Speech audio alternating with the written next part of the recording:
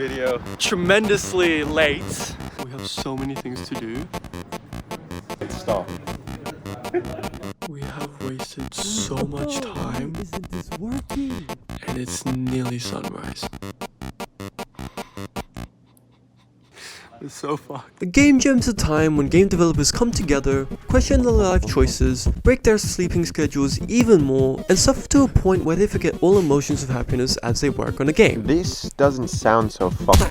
So EJ and I decided to try one. So, the game jam we ate and buttered our toast with was by our good friend, University, where we were technically given 2 days, but in reality it was like 29 hours to make a game, based on a theme announced on the first day. As always, we made our way to uni, full of excitement, wonder, hope, and joy. But our trains were cancelled. In fact, all of the trains were cancelled. So we drove eons away to the nearest open station. Once we finally got there, we were so excited to find out the theme was... What the fuck is this? What is this? What? With the themes Don't Stop, Abstract, and Kittens, we spent 30 minutes trying to come up with an idea. We first came up with an escape room game where you use cats to escape, but we didn't want to worry about animations, and it just sounded boring. However, we were told that we needed to use at least 2 out of the 3 themes, so we ghosted the Kittens theme and went back to work, and... Wait, I got it. I got it! What if we make a game where when the player moves, obstacles move, stretch, or rotate to allow the player to reach a goal, and if they don't move, they can't complete the level? That's actually really good. See, you're not useless after all. So we got to work. Since I'm a better programmer than Doc, I began working on a moving, rotating, and stretching system that can be implemented in any model. I did the easiest first, moving an object from one location to another. I'd need to keep track of the player when they moved, so I just checked when their speed was over 0, meaning they were moving. Then I used interpolation as a smoothing over time thingy to move the object from their original position to their target position. Thankfully, this caused no bugs and was super easy to implement. When moving to stretch and rotating objects, I did the same interpolation stuff, but with their respective attributes. What was best about this was how there were virtually no issues or bugs from the beginning. Though, when I wanted to make it easier for the player by delaying, a bunch of itty-bitty, no-good-titty buggies kept getting in the way, so I just deleted them out of existence. Well, as EJ was playing with him, doing that, I was doing the level design. Now, there's no way in hell I'm going to be modeling anything, so of course I looked through my assets and this cigar room looks really cool and had some pretty cool models. I then thought, what if I made the player tiny in the room, kinda like Little Nightmares? That sounds so... So I went with it. I'll just boop boop boop boop boop, and there. Looks terrible. I then worked on the parkour aspect of the game, using bottles, rulers, and cigars that would rotate, move, or stretch. Once I finished, Chicken thought of using GitHub to allow us to share our process more easily instead of sending the whole project to him. But... it didn't work. So we then tried using Unreal's multi-user plugin, where 2 people can be on the same project at the same time. Cool, right? This is still in beta, but it should be fine. Forget about it. What the hell is going on? What? What do you mean, bro? Okay, so it didn't work. For some reason, I could see the assets for the first level, but Duck couldn't. Just took all my stuff. And we spent around an hour trying to fix it, but we just kept with it. And I redid the first level and started adding the rotating, stretchy actors so that the parkour is actually doable. And this didn't take long since I just swapped the static meshes in my blueprints, but the level looked like a Roblox copy of a horror game, so I added fog, darkness, and all that makeup to hide its terrible personality. What you can't see can't hurt you, right? Right? Now it looks pretty decent. This only took 6 hours. Yeah, we're fucked. Also, you look horrendous. We now have 22 hours left.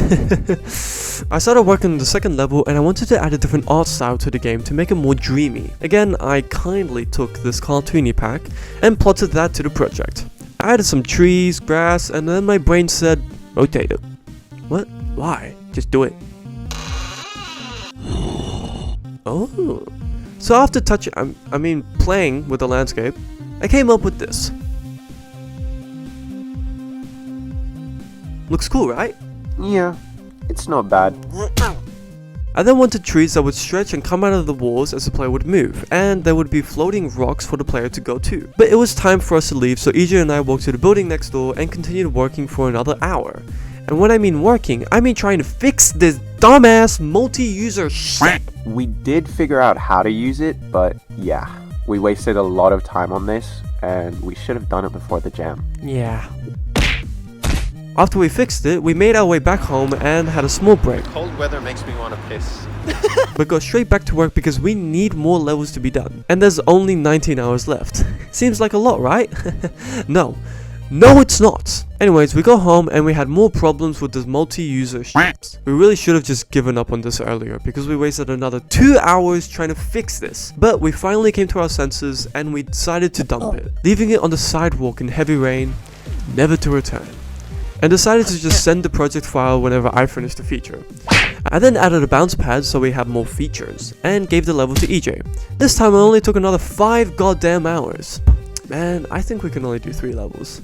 Yep, this is taking too long. Well, I began planning for the 3rd and last level. Nope, my turn. I worked on replacing the temp objects in the second level with moving objects in their respective meshes. After I got it done, it looked pretty trash because of jump pads being a single cylinder. It just looked like blue trampled toilet paper splattered randomly across the level. I also realized the game looked really inconsistent in style from the first level, so I added a heavy fog across all the levels to really bring out the atmosphere. I then asked EJ which assets I should use, the space thingy or the more cartoony one. So we used the space station assets because it looked really cool and super realistic, and what the fuck is... Did I just got catfished by an asset pack? So after trying to put some makeup on it, I asked EJ what he thought. What? Wait, is he sleeping? Oh god, it's 2 AM. This is fun. So after questioning my life choices for another hour, I immediately began working on the cartoony village pack. When looking through the assets, I couldn't find a way to make them unique. However, when going to the demo level, I loved how the atmosphere looked, so I deleted some stuff, and there we go. Now it's done. I played around with the landscape and made the assets of the level become more abstract by surgically stretching their bones, leaving them in god-awful pain. This then got me thinking, why not make this a runner level? Sure, it'll be different from the other parkour levels, but I'm tired, so why not? EJ finally rose from the dead and explained what the 3rd level would be, where instead of parkour, as you move, objects prevent you from going to the finish. I know it's terrible, I'm tired, okay? After finishing the 3rd level design, I worked on the main menu, which I just copied from my game, Take Care of Minutes, which you should definitely check out, but made this sick ass setting.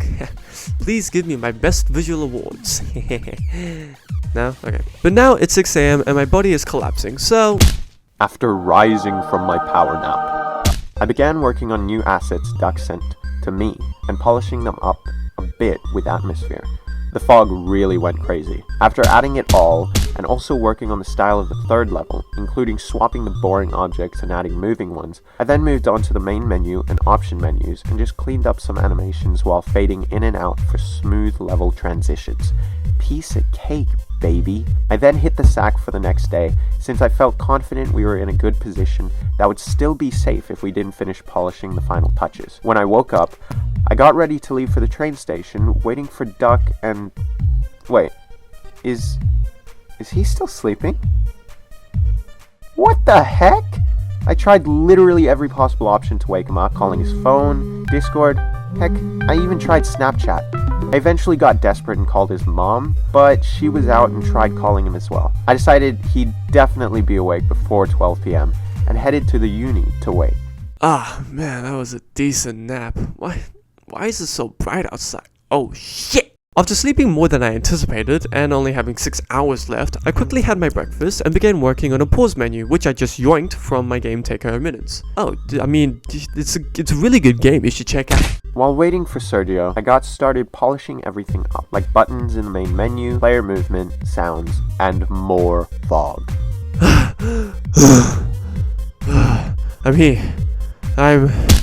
With only 4 hours left, I worked on sound effects, redesigned the bounce pad to make it look more cartoony, and helped TJ with some stuff, which took longer than I would have liked, but it was so cool to use. Whee!